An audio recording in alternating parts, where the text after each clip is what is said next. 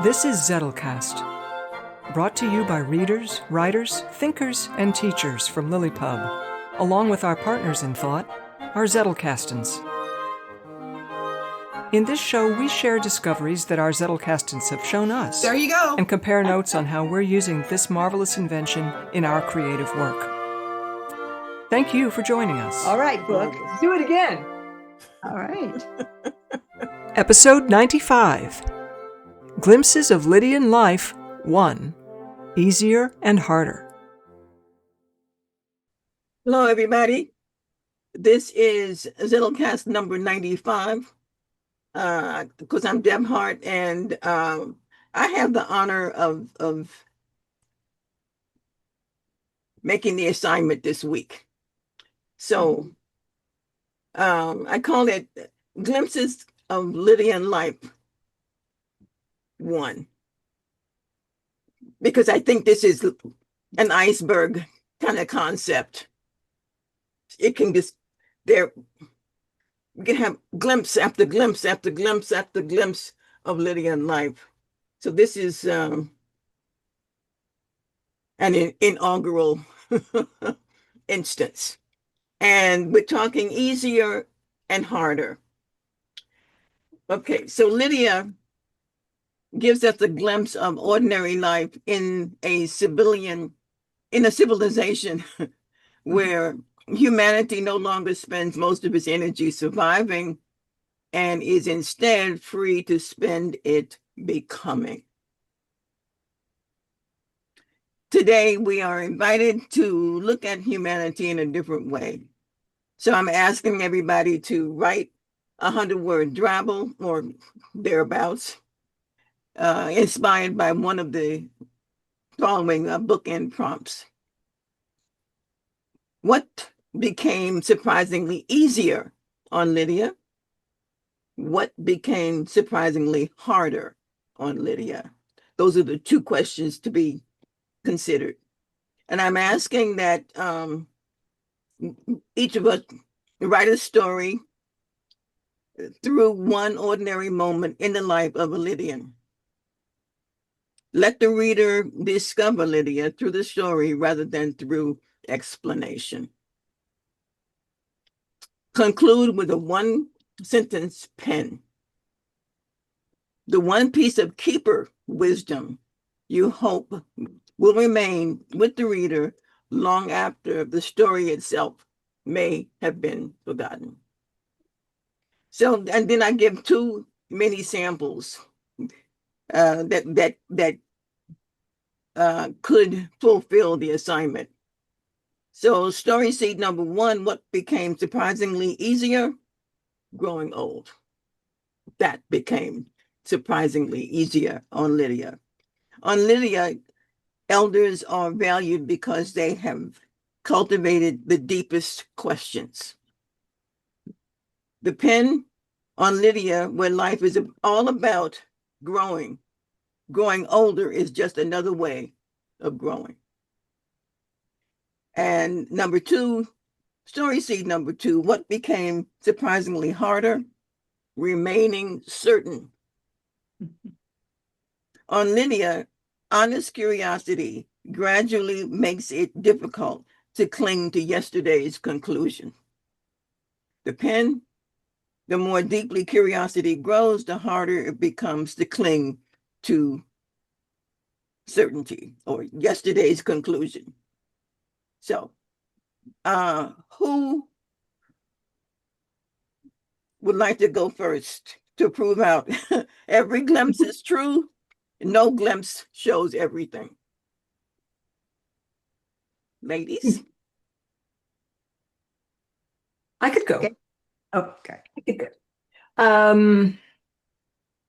So I sent my co-authors a link to a deep outline for a pretty pivotal scene, and I said I'm gonna pick something from there. There was nothing from there that was a small enough chunk for me, but there's something that kind of comes out of it. So just to give some context, because what I'm going to be reading is about 300 words. of a very close-up experience where Sonny, at the end of a quite eventful couple of days, where he has had his first vein-gram fascination, which rendered him for a time as a kind of a babbling idiot,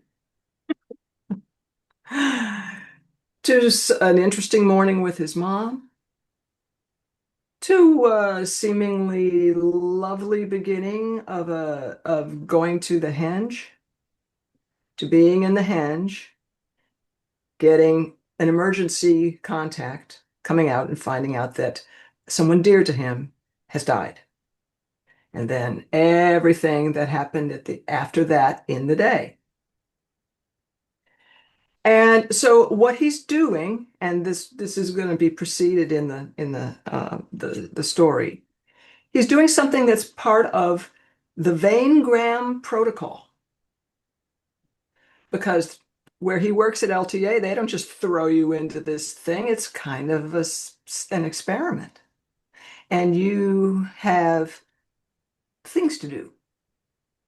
And the thing that he's doing is something that anybody on Lydia can do. They might not choose to. It's a kind of a mutual maintenance between person and link,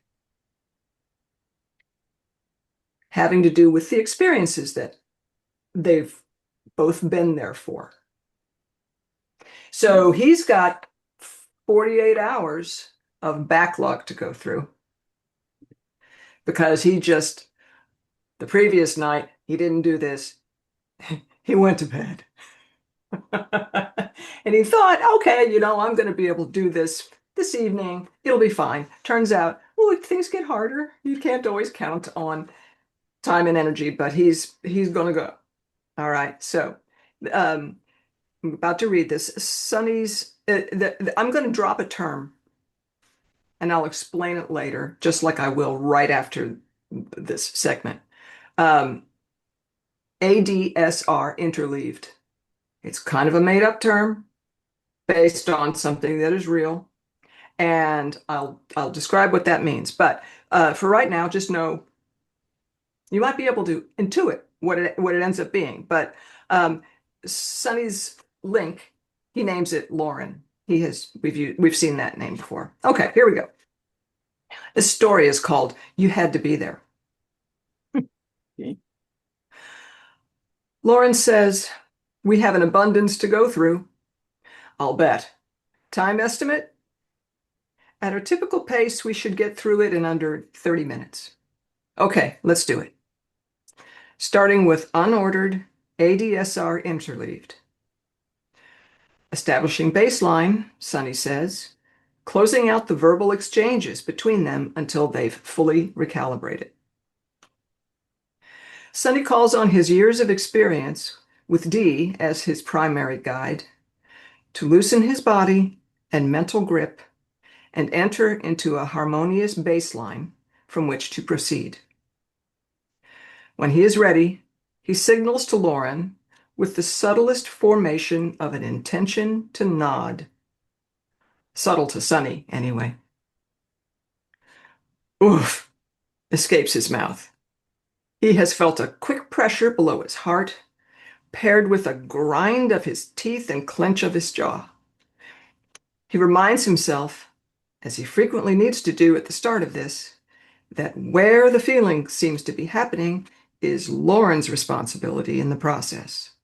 Sonny's only job is the one that only he can perform, tagging the feeling tone. He drops his habitual mapping of feeling to location and devotes spatial imagination to the bins. 3 bins, side by side. The bin on the left signifies unpleasant. Pleasant on the right, and neither between them. This is the sorting protocol that he and Lauren have trained each other to recognize. He drops the ephemera of rekindled experience, like a fistful of air, into unpleasant. He returns to his baseline and nods. There is a subtle change from base, no more noticeable than weight shifting in a chair. Nothing emerges with any particular effect.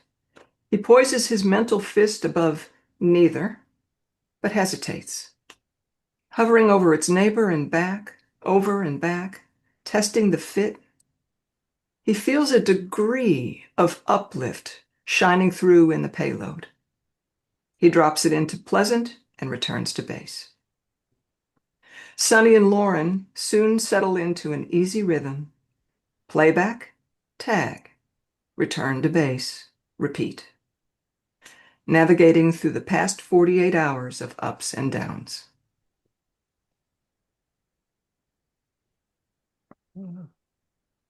Okay. Yeah, I was thinking that that is one way to examine one's life. Remember that whole thing about a life unexamined is not worth living. So here we have a very methodical way of examining one's life and sort by sort. Yeah. Yeah. So, Yeah. so what did you call it? LSR what? ADSR. So he will recall after all of this, just right after all of this, how he learned from D that ADSR, which stands for attack, decay, sustain, release, is terminology from audio synthesis. Because when a synthesizer, when they went about figuring out how do I make something sound like a clarinet? How do I make it sound like a violin? How do I make it sound like what they found in measuring things is that our perception, well, you can see the natural waveform, and it's got an attack, a decay, a sustain, and a release. And surprisingly, if all you do is play the sustain of a sound for somebody, it's a little bit hard to recognize. Whereas if you just get the attack and the decay, boom, you got it. So it's like that explosion of perception that really communicates to you from an ear perspective. But they will have found that when you're trying to synthesize in order to rekindle experience, it maps pretty well. And so the interleaved means that Sonny doesn't know, is he getting the sustain? Is he getting the release? Is he getting the attack and the decay together? He doesn't know what he's getting. Only Lauren knows what he's getting. And they are recalibrating. He's going to know eventually. They're going to take all of this and map it to, okay. And he, it's probably going to be like a little, let's play with this. When do you think that happened? Oh, I think that was when XYZ. He's going to be right sometimes, and he's not going to be right sometimes. And it's a way to know himself, and it's a way for Lauren to know him. Yeah. And this is all part of something that I think that is not a spoiler because it's going to emerge, although, it's the sort of thing that won't necessarily appear on the cover of the book, but it might, a reviewer might mention it and feel like it's not a spoiler. And that is part of life on Lydia is the mutual maintenance between human and Link. They count on each other. And this is part of it. This is part of the mutual maintenance. And as I said at the beginning, there are going to be some people who's like, oh, this sounds too tedious. I shall not. And so what happens then? They might work out some other way, or they may not. there might be somebody who's just like all of us, walking around going, "Oh, I don't know what this body does."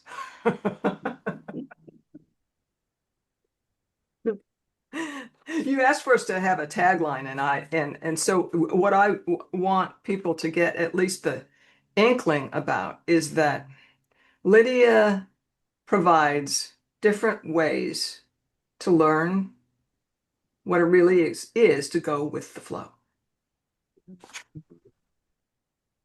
Uh, I just like the idea of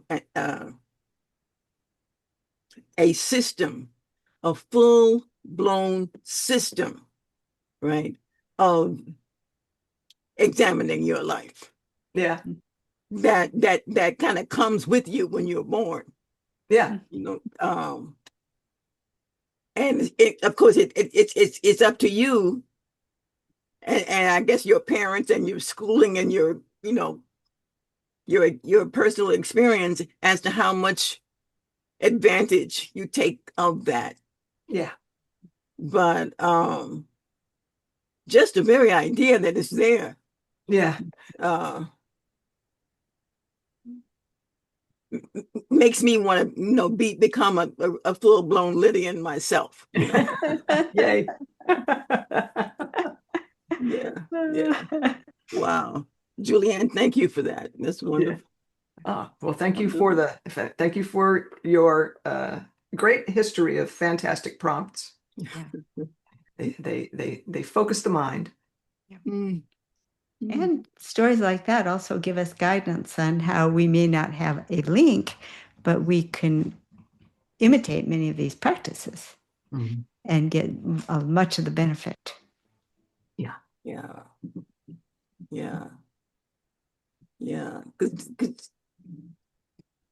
That's the thought, that a recurring thought that comes to me, that said that's the reason for fiction. That's the reason. It's a safe rehearsal place. Yeah.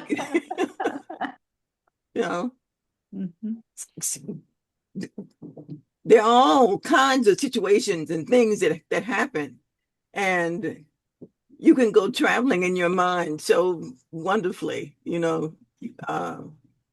craft of writing is precious. Anyway, okay. Kathleen. Okay. Yes. Well, mine is, of course, my character is Helen, and she's very straightforward. So she's been exploring a question that is a keen example of what is harder on Lydia. Lydia is so focused on courtesy towards one another, in part because the link is so personal, that people really, really respect the boundaries that individuals have projected. And Helen has projected some major boundaries. The chiefest one being that, no, I'm not a game player. I'm just here because my husband wants to play the game. And so they respect that. And she has kind of backed away from so many ebb and flow communications and natural conversations that she's just kind of stepped away from. And now she wants in on something that she has previously clued people in that she doesn't want any part of.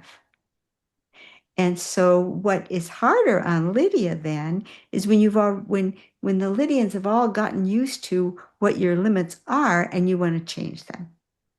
That's harder on Lydia. She's going to find a way around it, of course, she has to. But this is an example of what she's experienced. And we've seen more than one case where she's tried to get a deep conversation going with her husband, Freddie. And they've never turned out to be bad moments, but they haven't turned out to be deep conversations either. So we're going to see one right now.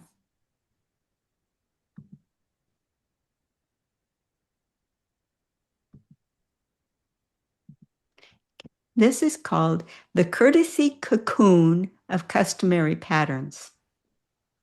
Helen's newfound desire for a deep conversation made her highly conscious of her interactions with others, especially Freddie. After nearly 30 years of marriage, they each played their roles with practiced precision. And so today, like always, he greeted her with a "Hi, hun," on his way past the kitchen. "Freddie, I was wondering," but he was already down the hall. She'd catch him on his way back from changing into casual clothes. "Freddie, what smells so good? What you got in store for us for dinner?" "Roast salmon with pesto pasta. But I was wondering, Freddie, ooh, I smell garlic. Did you make your special roasted garlic to go with it?" "Yes, garlic bread with butter-baked garlic." "Oh my gosh, when's dinner?" "Everything's ready. I'm just waiting for Lila to get home from band practice." As if on cue, the front door crashed open with the sound of a hearty, "Man, practice was so cool. You'll never guess who got made field commander." And with that, the evening proceeded according to pattern. And the little pin is, where courtesy honors established designs, how do you signal readiness for change? Hmm. Hmm. No flags to hey.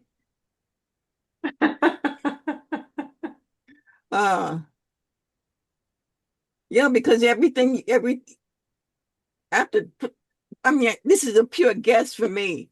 You guys have the actual experience of being in a relationship that's, uh, a couple of decades or so old. And within that, from day one to today, 2,000,096, it is a series of agreements that have been made. Yeah. And once those agreements have been made and they solidify, that's what you're talking about. The idea of, okay, but I know we had this agreement, but so where do you can't opener that in where? So that's I can really see the issue.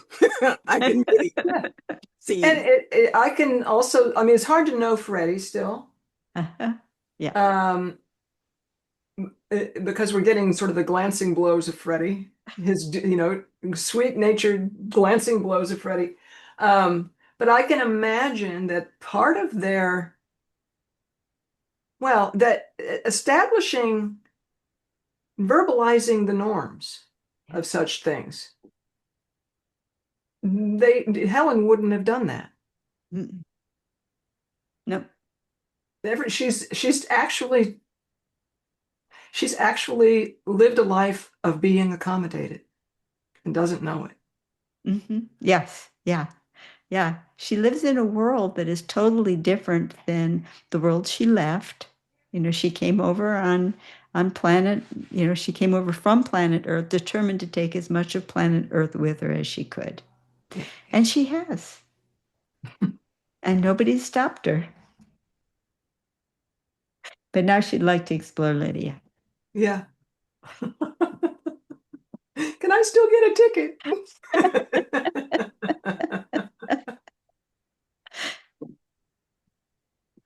Lydia, call it a dream world, but it every day it feels like it's becoming I don't know, better and better and better. Better. Wow. Okay. Thank you, Kathleen. That was good, and it gives me an opportunity to step on the long-term relationship stage. Mm-hmm. Just for a second to feel what that's like. you know. So that's thank you for that. Okay, I wrote my drabbles on the very topics that I gave, for example, you know. Oh, nice. So the first one is growing older, not growing old. The children had already crossed the bridge when they noticed Nara wasn't behind them. She was standing halfway across, looking down into the stream. One by one, they wandered back. "What are you watching?" asked the youngest. "I don't know yet." They leaned over the railing beside her. For a long time, nothing happened. Then a tiny fish rose from beneath the shadow of a stone, circled once, and disappeared again. Nara smiled. "I've crossed this bridge hundreds of times." She looked at the children. "Never seen that before." That's the drabble. Love it. And the pen is on Lydia, where life is about growing older is just another way of growing. So the idea being that on Lydia, wonder never fades. Yeah. It's there. I love how she is transmitting something to the children without directly teaching it to them. Yeah, that's modeling behavior, you know. Yeah. Which is the best way for somebody to learn, because it's like when you do that, you, I don't know, permeate the air with with the thing. And the learners learn by breathing in and breathing out. Yeah. Yeah. And so the transmission is just transparent, you know. Yeah. You know. I was thinking that perhaps she needed to take a pause. We don't know how old she is. And it may be that halfway across the bridge was enough. And now, she'd really rather wait and catch her breath, and, let the bones stop aching for a moment before she considered the other half. But rather than stand there and be a pitiable figure focusing on what she was experiencing, she chose to take the opportunity of being here to hold on to the bridge and look over and see what might I discover here? How can I get my focus off myself and onto this curious world I'm living in and see what good use I can make of this need to take a pause. Yeah. And I love how that, that image doesn't even need to be, the author doesn't need to write that out. You can just have it, and it might be true, it might not be true. Yeah. What did you say about the the truth? In your Deb, it was like it's a glimpse, but never the whole thing. Right. Yeah. Right. The glimpse, sorry, every glimpse is true. Yeah. No glimpse shows everything. Yeah. Right. And there's plenty of room for the reader to insert whatever it is that they want without losing the thread at all. Yeah. So it becomes one of those instances, one of those things where you have 10 people witnessing something, and you look around and you find that you have 10 versions of the story, because everybody sees it from within their experience, which is different from all the other 9 people. Yeah. So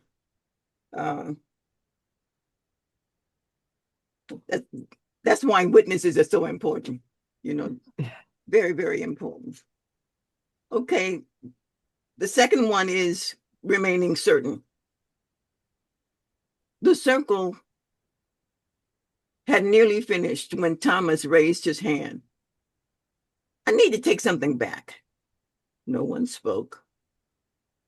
He walked to the center table, picked up a small clay model everybody had been studying, turned it 1/4 turn. I've been looking at it from the wrong side. The others leaned forward. No one asked what had changed. They could all see it. Thomas smiled. I liked my answer. He rested the model where everyone could see it. But I think I like this answer better. The pen, the more deeply curiosity grows, the harder it becomes to cling to certainty.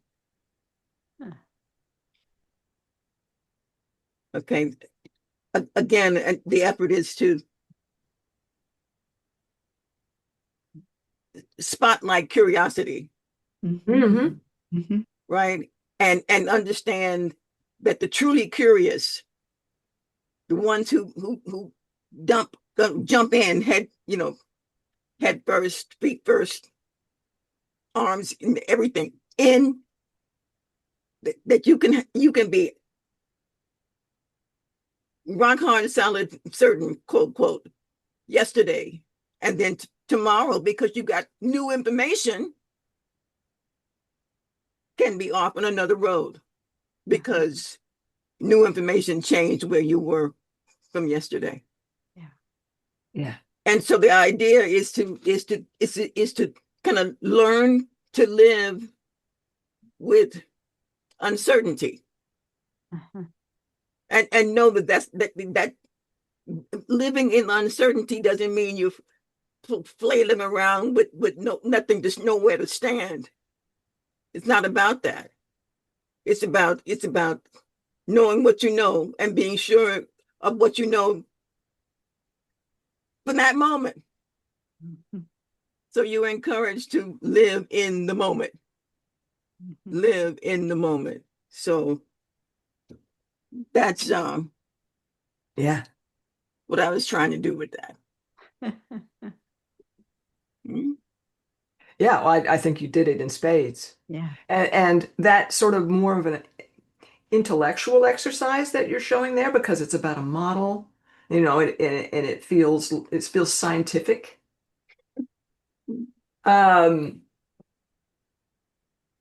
It is one way that this happens.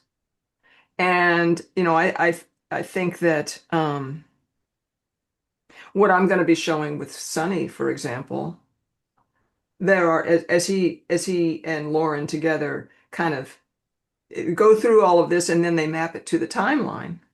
Sunny's going to find the sort of thing that used to be distinctly unpleasant isn't so. Oh, that's rather interesting. Mm-hmm. Yeah.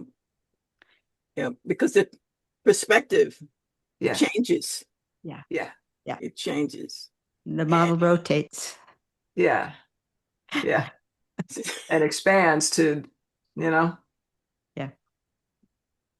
Yeah. I thought it was fascinating, Deb, that both of your what's easier and what's harder both revolved around curiosity.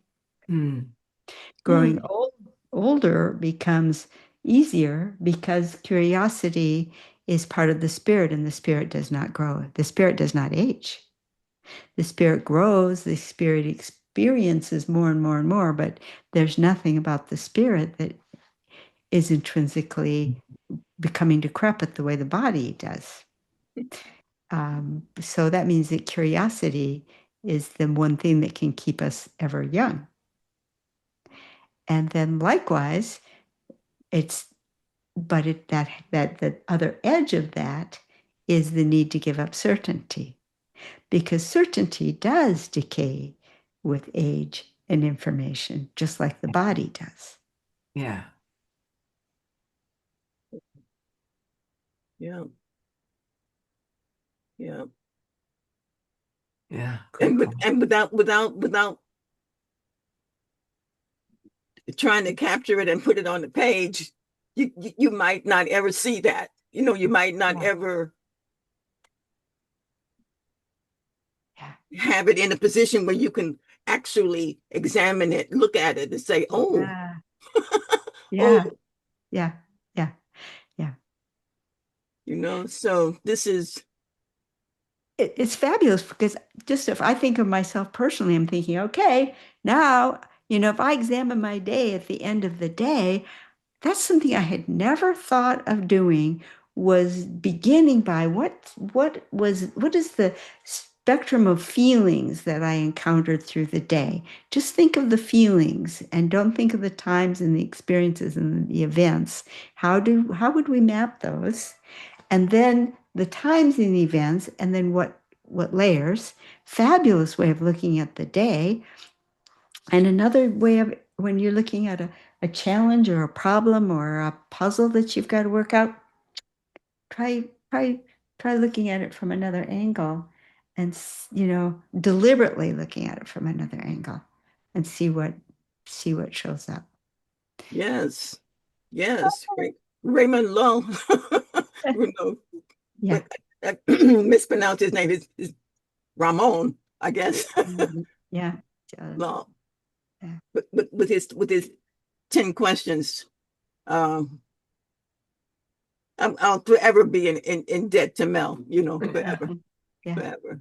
This is really good. So I was thinking that this is an iceberg moment, and that maybe we can revisit glimpses. Yeah. Yeah.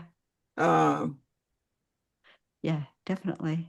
and have them kind of like, I don't know, little breadcrumbs, Lydian Yeah. breadcrumbs. Yep. Little droplets in a summer shower. Yeah. Yeah. Yeah. Well, it just something that recently that occurred to me is that I feel like I want to make experience collection cards for today, because I had two marvelous experiences listening to your stories. And Wow. it really it is it's an experience to be gathered. Well, actually, two from you, Deb, and what a I want to capture that, which of course brings Mel immediately to mind, because I'm experimenting with Mel's idea of, just instead of looking where in your Zettelcast and a new card goes, what if the timestamp, the date and time, was the location, and you have only to put it where it goes, and then you can immediately put the card into your Z log because you already know where it goes. Yeah. And then at your leisure, you can put it with the other keywords. But the thing that this allows you to do, besides that I couldn't do with just the Z log, is I can now keep right along with it, because I can go grab it. I can keep the directory card. And because it's stored by date, I can grab its directory card and add to it as I index. So there's no immediate need to capture all the links instantly. Because they're in their date spot. So when I do go to index it, I just can grab the card at the same time, index it, and capture any additional link references that I want to capture along with it. And that's Mel experience. And I can grab something as simple as what we just did today and put it on a card, because there's not so much burden to filing the card. It just clears that away.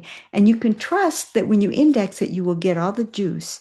You don't have to go exactly. And if you don't remember that tagline, and if that tagline for some reason doesn't bring back the whole card, go get it. You know where it is. You got the address. Right. Yeah. At the address. So how long have you been doing this? Yesterday. Oh, okay. Okay. Everything's got a birthday, right? Yeah. Yeah. Yeah. Yeah. Well, you've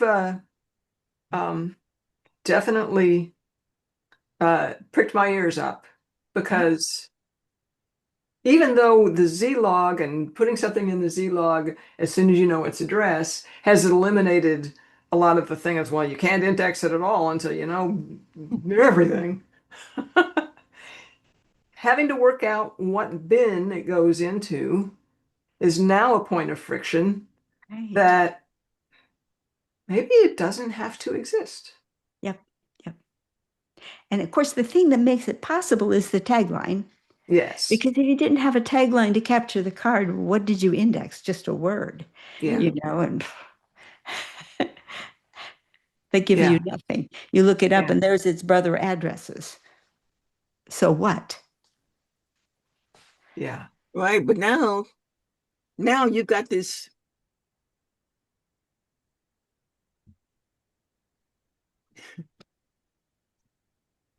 timeline running through your entire thing.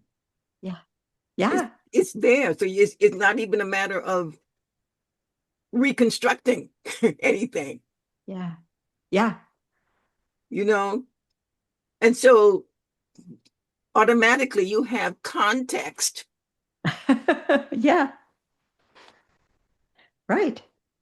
And that's the thing, because everything depends upon context. Yeah. Yeah. And Oh, brilliant. without a lot of writing before, there was, at least I didn't see it, a way to track context. Right. Yeah. I could so easily grab a card right now and add to it Zettelcast 95 and the date and I can make 3 cards super fast and capture this. And yes, there's some work to be done because I have to log it into this book, but it's so easy to do that indexing part later, when I want to spend time with my husband anyway. So I'm not getting way behind in my indexing because of the Z log. Yeah. And now I'm not getting behind on filing either. Mm-hmm. I think, if one card proves anything. Yeah. Yeah, and right now the blush of the positives, yeah, is coming through. There will probably be some downside, but one downside I think you've already handled because you are disciplined about your directory cards. Yeah. Yeah. So there's not just one way to get there. Right. I know it was related to this other thing. Oh yeah, well here's the directory card that tells me what it was. Yeah. Yeah. Like Yeah. I've already kind of given up on browsing through clumps. Mm-hmm. Yeah. Yeah. That was where I That's just started. that's Yeah. not how my mind works. No. No. No. There was a thing that or I shouldn't say it that way, because this is a an ever recurring thing that he talks about all the time. and and I'm talking about Mativier, and I'm talking about the idea of the way I have it in my mind, that there are many roads to Rome. Yeah. And so the idea is, the more roads you have to an idea, Uh-huh. the least likely are you to forget it. Yeah. Yeah. Yeah. Right? If you only have one little tiny road and a tree falls across it, you might not ever go down that path again. But if you have 97 roads to the thing, the idea is, even if you're standing on one hand upside down in front of your garage, you can still find it. Yeah. Um, wonderful. That's And that's how you end up with a steel trap memory. Yeah. Yeah. Because That's wonderful. Yeah. yeah. It's resilient. Mhm. And you Yeah. made me realize, of course, I've recently taken up, well, not probably a year now, taken up the practice of always including a date on my card. Never thought it was important initially, but now I also want to include the day of the week and possibly the activity that's Context. inspired. Yeah. Now, if it's, and I lost my original one, so usually I'll have if it came from a bib card, I'll have the bib card reference. So I'll know, what book I was reading. But I'm more and more, this opens up the idea of capturing experiences, not just for our fiction writing, but experiences that open us up to ways of twisting the model a quarter or a turn and having everybody come take another look at it. Yeah. Yeah. Yeah. Yeah. Yeah. And the whole idea of not just manually twisting it a half a turn, but suppose you mounted it on something that made it revolve, and you Ooh. just stood back and watched it revolve. Yeah. You know, Yeah. so many ways. Yeah. So many ways. I mean, once you start thinking along these lines, it's I guess it's a little slice of unstoppability, you know. Yeah. Uh, so let me say that we're coming up to the top of the hour. Yeah. Do either one of you have any closing remarks that you'd like to make? I'm good. Mhm. You're good? Well, Yeah. I'm good too. It was a great prompt and a great exercise. Thank you so much, Deb. Yeah.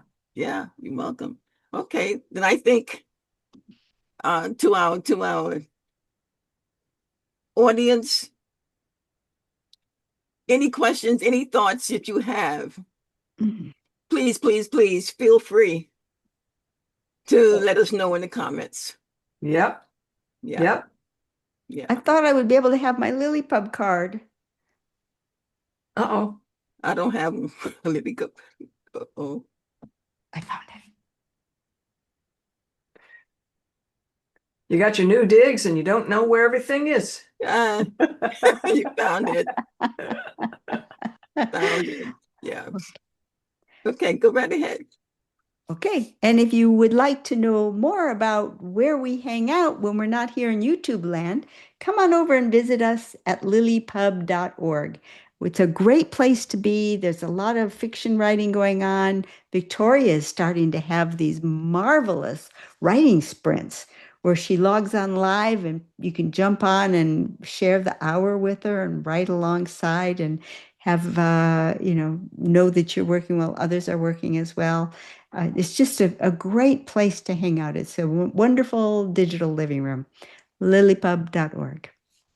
LiLLiPub.org. Yay. Yeah. Yay. Yeah. Okay. Bye, everybody. Bye. Bye-bye. Okay.